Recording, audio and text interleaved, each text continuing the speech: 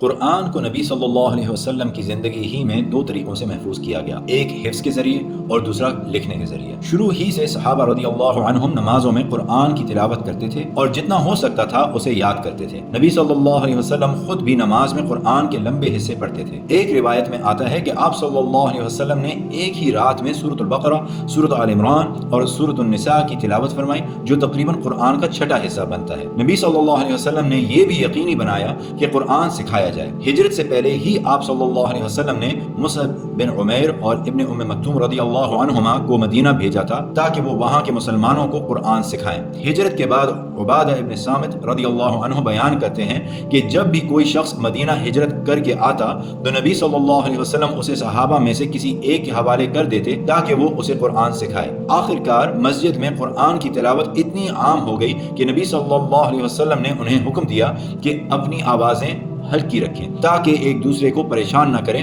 اور تلاوت میں کوئی غلطی نہ ہو۔ بہت سے صحابہ رضی اللہ عنہم قرآن کے علم اور حفظ میں مشہور ہوئے، جن میں ابو بکر، عمر بن الخطاب، عثمان بن عفان، علی بن ابی طالب، حذیفہ بن الیمان، عبداللہ ابن مسعود، ابو ہریرہ، عبداللہ ابن عمر، عبداللہ ابن عباس، ابی ابن کعب، معاذ بن جبل اور زید بن ثابت رضی اللہ عنہم شامل ہیں۔ اسی لیے بئر معونہ کے واقعے میں جو ہجرت کے چوتھے سال میں پیش آیا، قرآن کے بہت سے قاری شہید ہوئے۔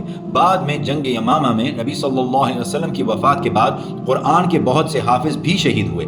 یہ واقعات بتاتے ہیں کہ بہت سے صحابہ رضی اللہ عنہم نے قرآن کے بڑے حصے یاد کر رکھے تھے اور کچھ نے مکمل قرآن بھی حفظ کیا ہوا تھا۔ لیکن قرآن صرف یاد ہی نہیں کیا گیا تھا بلکہ اسے لکھا بھی گیا تھا۔ امام بخاری روایت کرتے ہیں کہ جب سورۃ النساء کی 95 آیت کا یہ حصہ نازل ہوا، لا يستوي القاعدون من المؤمنین غیر اولی الضرر والمجاہدون فی سبیل اللہ، تو نبی صلی اللہ علیہ وسلم نے زید بن ثابت رضی اللہ عنہ کو بلایا اور انہیں لکھنے کا سامان لانے کا حکم دیا۔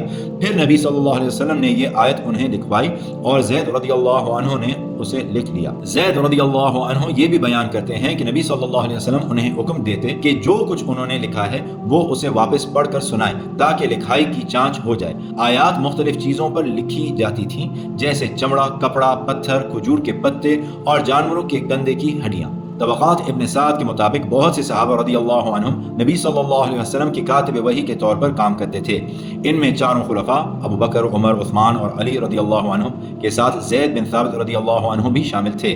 کچھ صحابہ رضی اللہ عنہم کے پاس قرآن کے اپنے ذاتی لکھے ہوئے مجموعے بھی تھے، جن میں ابی بن کعب، عبداللہ ابن مسعود، عمر ابن الخطاب، علی ابن ابی طالب اور نبی صلی اللہ علیہ وسلم کی بعض ازواج جیسے عائشہ اور حفصہ رضی اللہ عنہم شامل تھیں۔ قرآن کی حفاظت کی ایک اور اہم دلیل جبریل علیہ السلام کے ساتھ آخری دور ہے۔ فاطمہ رضی اللہ عنہا بیان کرتی ہیں کہ نبی صلی اللہ علیہ وسلم نے ان سے راز کی بات فرمائی کہ جبریل علیہ السلام ہر رمضان میں آپ صلی اللہ علیہ وسلم کے ساتھ قرآن کا ایک مرتبہ دور کرتے تھے، ریسیٹیشن کرتے تھے، لیکن آخری سال انہوں نے آپ صلی اللہ علیہ وسلم کے ساتھ 2 مرتبہ ریسیٹیشن کی۔ نبی صلی اللہ علیہ وسلم نے اس سے سمجھا کہ آپ صلی اللہ علیہ وسلم کا وقت قریب آ گیا ہے، لہٰذا جب نبی صلی اللہ علیہ وسلم کی وفات ہوئی تو قرآن بہت سے صحابہ رضی اللہ عنہم کے سینوں میں محفوظ تھا اور مکمل طور پر لکھا بھی جا چکا تھا، البتہ اسے ابھی ایک مکمل کتاب کی شکل میں 2 جلدوں کے درمیان جمع نہیں کیا گیا تھا، بلکہ لکھا ہوا مواد مختلف ٹکڑوں اور ذاتی مجموعوں میں موجود تھا۔ بلکہ ایک سرکاری مصحف کی شکل میں قرآن کو بعد میں ابو بکر رضی اللہ عنہ کے زمانے میں جمع کیا گیا۔